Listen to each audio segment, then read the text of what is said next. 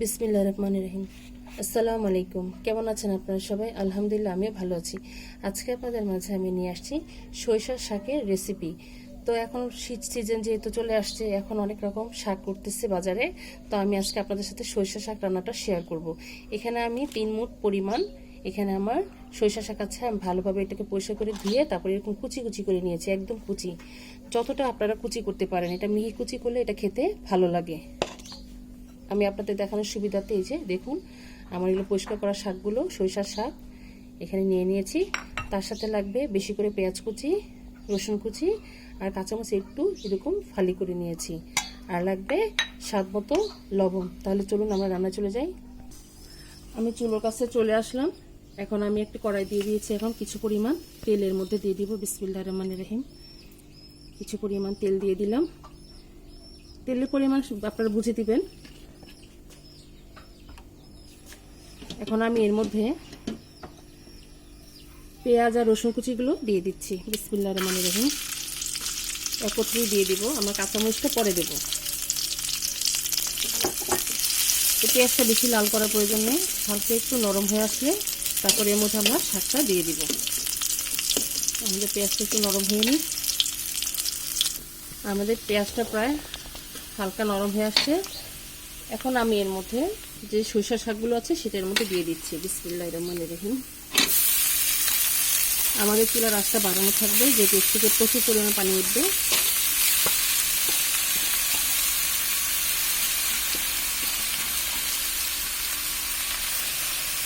এখন আমি এর মধ্যে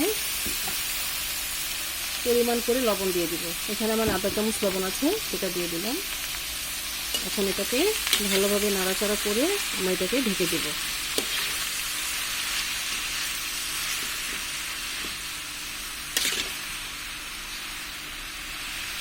এখন আমরা এটাকে ঢেকে দেব। ঢেকে 10 মিনিটের জন্য রেখে দেব। 10 মিনিট পর ফিরে আসছি। আমরা 10 মিনিট পর ফিরে আসলাম। এই যে দেখুন, শাকের থেকে মোটামুটি ভালো পানি বের হয়েছে। এখন আমি এর মধ্যে যে কাঁচামরিচগুলো আছে সেটা এর মধ্যে দিয়ে দিচ্ছি। দিয়ে আবার একটু নাড়াচাড়া করে দেব। আমাদের চুলার আঁচটা পুরোটাই বাড়ানো আছে, হাই হিটে আছে। এখন আমরা এটাকে আবার ঢেকে দেব। ঢেকে পানি শুকানো পর্যন্ত আমরা অপেক্ষা করব। তাহলে পানি শুকানো পর্যন্ত আমরা অপেক্ষা করি। আমরা আবার ফিরে আসলাম।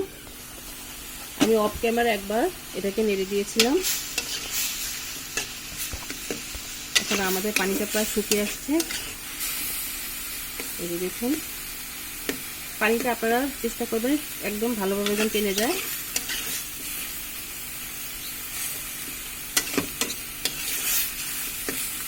যে কোনো শাকে পানি থাকলে পানি থাকলে তাহলে এটা খেতে ভালো লাগে না, পানসে লাগে। তো এইভাবে আপনারা একটু ভালোভাবে টানিয়ে নেবেন। এখন আমার এই শাকটা রেডি। তাহলে চলুন আমরা পরিবেশনে চলে যাই। তৈরি হয়ে গেল আমাদের মজাদার সরিষার শাক রেসিপি। মাশাআল্লাহ, আলহামদুলিল্লাহ, দেখুন দেখতে কত ভালো লাগছে। এটা খেতেও ভীষণ মজা। এর উপরে আমি টালা শুকনো মরিচটা দিয়ে দিয়েছি। এটা গরম ভাতের সাথে অসাধারণ লাগে। আপনারা একবার হলো ট্রাই করবেন। আমি যেভাবে রান্না করেছি, ইনশাল্লাহ আপনাদেরটা আরও ভালো হবে। তো আমার এই সরিষা শাকের রেসিপিটা আপনাদের কাছে কেমন লেগেছে আমাদেরকে অবশ্যই কমেন্ট করে জানাবেন। আর আমার জন্য দোয়া করবেন, আমি যেন আপনাদের মাঝে আরও রেসিপি নিয়ে আসতে পারি। তো আজ এই পর্যন্তই। আপনারা যে যেখানে আছেন ভালো থাকেন, সুস্থ থাকেন। আল্লাহ হাফেজ।